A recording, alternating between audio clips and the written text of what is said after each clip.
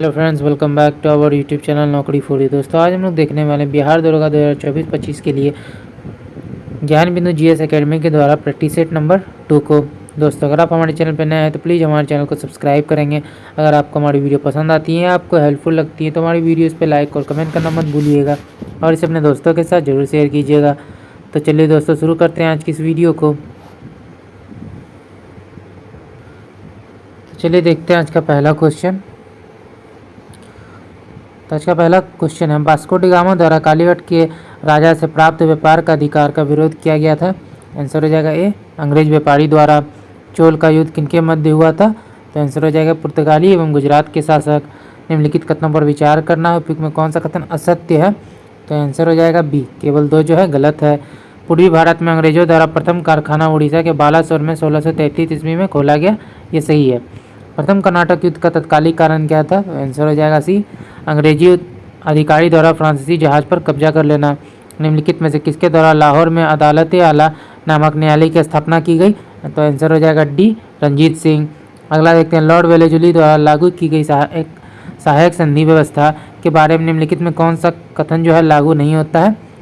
तो 6 का हमारा आंसर हो जाएगा सी जो है लागू नहीं होता है। दूसरों के खर्च पर एक बड़ी सेना बनाए रखने, भारत को नेपोलियन के खतरे से सुरक्षित करना, भारतीय रियासतों के ऊपर ब्रिटिश सर्वोच्चता स्थापित करना, ये तीनों कथन जो है सही है। अगला देखते हैं, अगला क्वेश्चन है, यूरोपीय व्यापारी कंपनियों के कारखाने होते थे। तो आंसर हो जाएगा केवल भंडारगृह। भारत से भारतीय वस्त्रों को प्रमुख निर्यात की वस्तु बनाने का श्रेय किसे जाता है? तो आंसर हो जाएगा बी, डचों, हॉलैंड वासियों को। इंटरलोपर्स थे। तो 9 का हमारा आंसर हो जाएगा अनधिकृत व्यापारियों के रूप में समुद्रिक लुटेरे। प्लासी का युद्ध मैदान कहाँ अवस्थित है? तो आंसर हो जाएगा डी, पश्चिम बंगाल में। सम्राट शाह आलम द्वितीय ने ईस्ट इंडिया कंपनी को बंगाल, बिहार तथा उड़ीसा की दीवानी प्रदान की थी। तो 11 का आंसर हो जाएगा ये 12 अगस्त 1765 ईस्वी को। निम्नलिखित में कौन सा युग में सही सुमेलित है? तो आंसर हो जाएगा बी, वांडीवास का युद्ध। फ्रांसीसी ईस्ट इंडिया कंपनी फ्रांसीसी विरुद्ध ईस्ट इंडिया कंपनी, वांडीवास का जो युद्ध था वो लड़ा गया था फ्रांसीसी और ईस्ट इंडिया कंपनी के बीच में। अगला देखते हैं, अगला क्वेश्चन है, विचार करना है, उपयुक्त में कौन सा कथन सही है? तो 13 का हमारा आंसर हो जाएगा सी, 1 और 2 सही है। गुरु नानक का आत्मा गुरु अंगद को कहा जाता है। गुरु अमरदास ने हिंदुओं से अलग एक विवाह पद्धति लवन की शुरुआत की थी। अगला देखते हैं, गुरु गोविंद सिंह की महानता निहित है इसमें एक किसमें है? तो 14 का आंसर हो जाएगा, उन्होंने सिखों की सैनिक व्यवस्था का गठन किया। अगला देखते हैं, भारत में ब्रिटिश शासन के दौरान निम्नलिखित राजसी राज्यों के विलय क्रम पर विचार करना है। तो 15 का आंसर हो जाएगा सी, सबसे पहले सतारा, संबलपुर, लास्ट में झांसी। अगला देखते हैं, भारत में निम्न वायसरायों में से किसके काल में Indian penal code, civil procedure code और क्रिमिनल प्रोसीजर कोड पारित किया गया? तो आंसर हो जाएगा सी, लॉर्ड कैनिंग। किस इतिहासकार ने 1765 ईस्वी से 1772 ईस्वी तक कंपनी के राज्य को द्वैत शासन के काल को डाकुओं की राज्य की संज्ञा दी? तो आंसर हो जाएगा बी, के.एम. पनिकर। अगला एक निम्नलिखित कथनों पर विचार करना, उपयुक्त कथन में कौन सा कथन सही है? आंसर हो जाएगा बी, केवल 2। एन.एम. लोखंडे ब्रिटिश भारत में मजदूर आंदोलन संगठित करने के अग्रगामी थे, ये कथन जो है सही है। रिक्त स्थान को पूर्ति करना है, डैश में बंगाल और बिहार में भूमि पर किराएदारों के अधिकारों को बंगाल किराएदारी अधिनियम द्वारा दिया गया था। तो आंसर हो जाएगा ए, 1885। असम में सर्वप्रथम चाय कंपनी की स्थापना कब हुई? 1839 ईस्वी में। भारत में ब्रिटिश भू राजस्व प्रणाली का निम्नलिखित में से किसने अधिक लाभ प्राप्त किया? तो 21 का हमारा देखते हैं, तो आंसर हो जाएगा सी, जमींदार। 8वीं सदी में बंगाल में वस्त्र उद्योग के पतन के लिए उत्तरदायी कारण क्या थे? आंसर हो जाएगा सी, ब्रिटेन को निर्यात करने वाले माल पर उच्च तटकर। उत्तरी भारत में भूमिकर व्यवस्था का प्रवर्तक, the father of the land settlement in northern India किसे कहा जाता है? तो आंसर हो जाएगा ए, मार्टिन बर्ड। पहले आधुनिक लोहा इस्पात उद्योग की स्थापना कहाँ हुई? तो आंसर हो जाएगा बिहार में। सर थॉमस हॉलैंड के सभापतित्व में भारतीय औद्योगिक आयोग का गठन कब किया गया? आंसर हो जाएगा सी, 1916 में। 1857 की क्रांति के दौरान चिन्हट के युद्ध में ब्रिटिश के विरुद्ध लड़ने वाली विद्रोही का नाम क्या है? तो आंसर हो जाएगा ये, Ahmadullah Shah. 1857 the great revolt पुस्तक के लेखक कौन है? आंसर हो जाएगा बी, अशोक मेहता। 1857 के स्वतंत्रता संग्राम से संबंधित पहली घटना थी तो आंसर हो जाएगा सी, सैनिकों का दिल्ली के लाल किले पर पहुंचना। 1857 के विद्रोह के बाद ब्रिटिश सरकार ने सिपाहियों का इन प्रांतों से चयन किया। तो आंसर हो जाएगा सी, गोरखा, सिख एवं पंजाबी उत्तर प्रांत। सूची को सूची 2 से सम्मिलित करना है।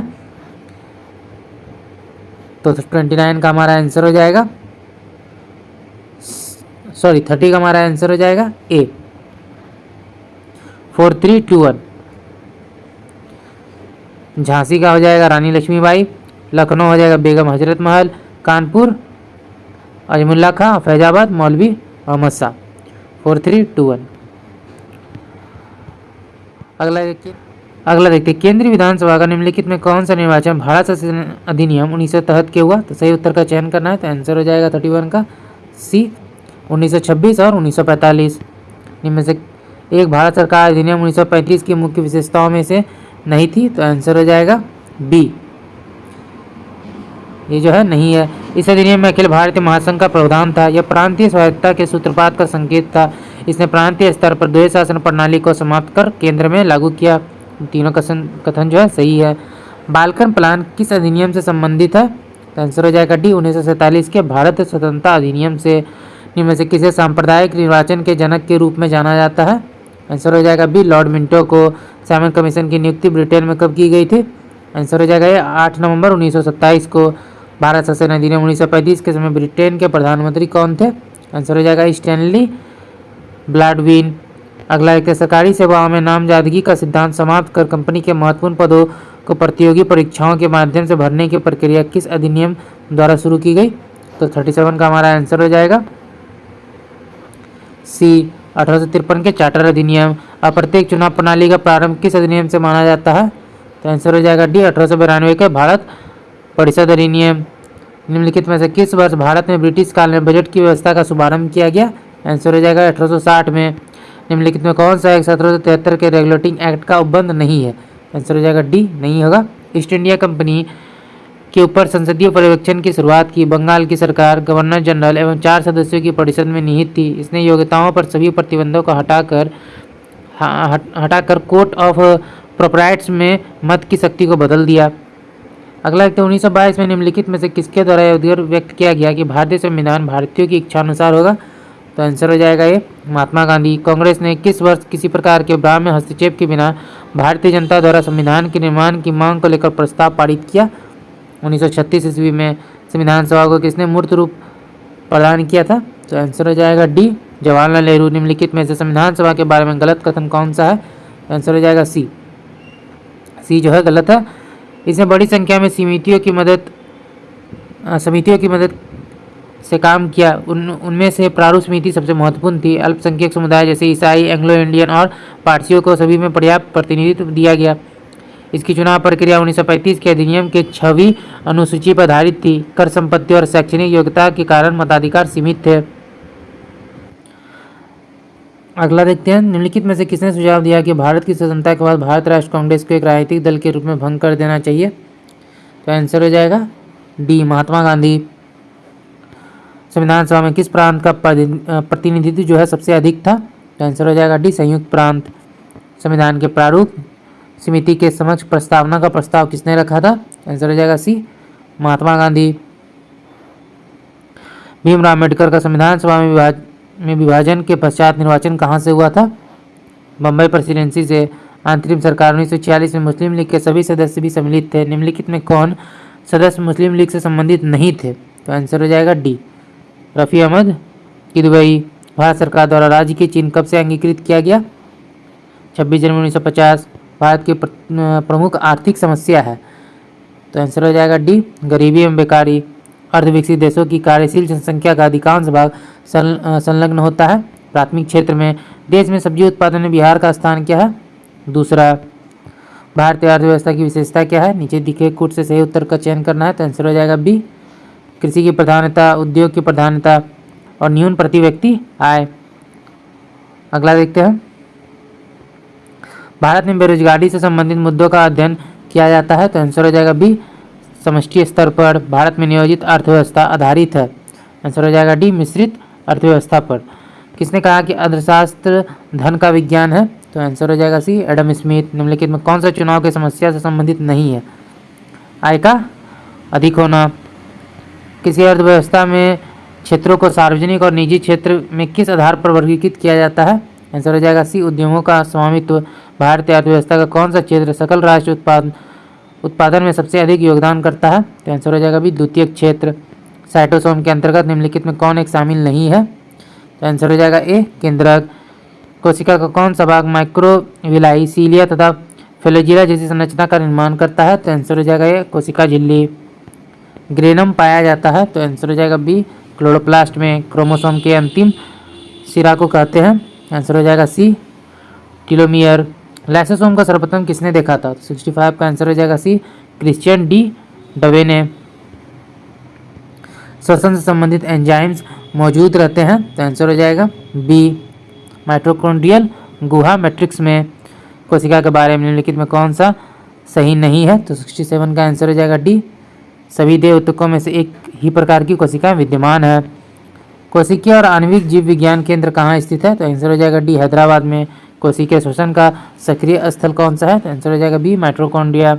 लाइसोसोम में पाया जाने वाला वह एंजाइम जिनमें जीव द्रव्य को घुला देना या नष्ट कर देने की क्षमता होती है कहलाता है? तो 70 का आंसर हो जाएगा डी, हाइड्रोलाइटिक एंजाइम। पादपों में विभज्योतिकी ऊतकों के बारे में निम्नलिखित में कौन सा कथन सही है? तो आंसर हो जाएगा डी, इन ऊतकों को कोशिकाओं में विभाजन के कारण पादपों में वृद्धि होती है। शीर्षास्थ विभज्योतिकी उत्तरदायी होता है? तो आंसर हो जाएगा ए, लंबाई में वृद्धि के लिए। निम्नलिखित में कौन सा ऊतक लाल ग्रंथि तथा स्वाद ग्रंथि में पाया जाता है? तो क्यूबाइडल एपिथीलियम। निम्नलिखित कथनों पर विचार करना है। उपयुक्त में से कौन सा कथन सही है? तो आंसर हो जाएगा डी, ना तो एक और ना ही दो।